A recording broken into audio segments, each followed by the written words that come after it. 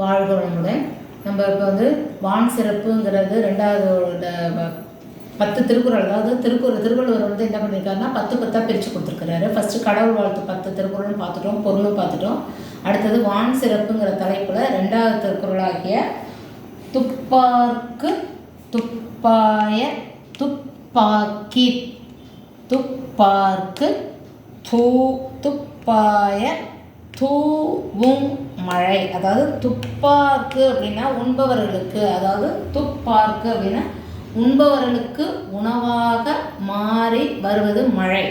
அப்புறம் அந்த மழையே நம்ம உணவாக எடுத்துக்கிறோம். அந்த மழை வந்து எவ்வளோ தியாகமானது. இன்றைக்கி நம்ம வந்து எதாவது சொல்கிறோம், இன்றைக்கி நான் நிறைய பேருக்கு செஞ்சுட்டேன், நான் செஞ்சுட்டேன். அதான் மழைக்கு வாயிறு தான் என்ன சொல்லுவேன், எல்லாருக்கும் வாழ வைக்கிறதே அந்த மழை தான்.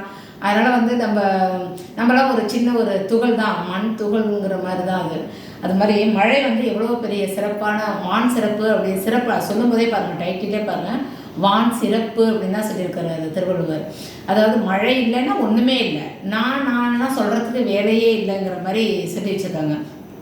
அதாவது என்னென்னா, மழை பொழிஞ்சாதான் செடி முளைக்கும், செடி முளைச்சாதான் விலங்குகள் வாழும், விலங்குகள் வாழ்ந்தால் தான் நம்மளுக்கு பால் கிடைக்குது. சில பேர் மாமிசம் சாப்பிட்றவங்களுக்கு, அனிமல்ஸ், அதாவது கோழி இறைச்சி சாப்பிட்றவங்களுக்கெல்லாம் கிடைக்குது. அதே மாதிரி அந்த விலங்குகள் உயர்வான இந்த சிங்கம் புலி அதுக்கு வேணும்னா அதாவது ஹெர்பிவோர்ஸ் அப்படின்னு சொல்லுவாங்க. ஹெர்பிவோர்ஸ்னால் பிளான்ட் ஈட்டிங் அனிமல்ஸ், அந்த மாதிரி தாவரங்களை சாப்பிட்ற விலங்குகளை சாப்பிட்டு அதுங்க வாழும். அப்போ வந்து உணவு சங்கிலி முறையில் வந்து பார்த்திங்கன்னா ஒவ்வொரு உயிரினும் ஒன்று சார்ந்து தான் இருப்போம். நம்ம மட்டும் ஒரு உலகம் கிடையாது, நம்ம மட்டும் தனி மனிதன் கிடையாது.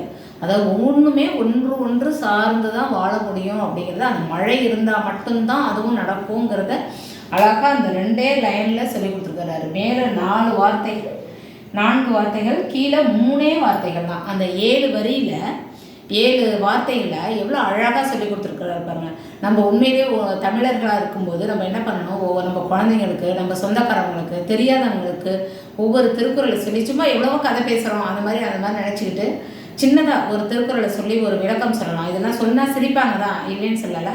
பட் ஆனால் அந்த மழையோட சிறப்பை வந்து சும்மா கதை மாதிரி இந்த குழந்தைங்களுக்கு சொல்லித்தருமாறு கேட்டுக்கொள்கிறேன். வாழ்க வளமுடன்.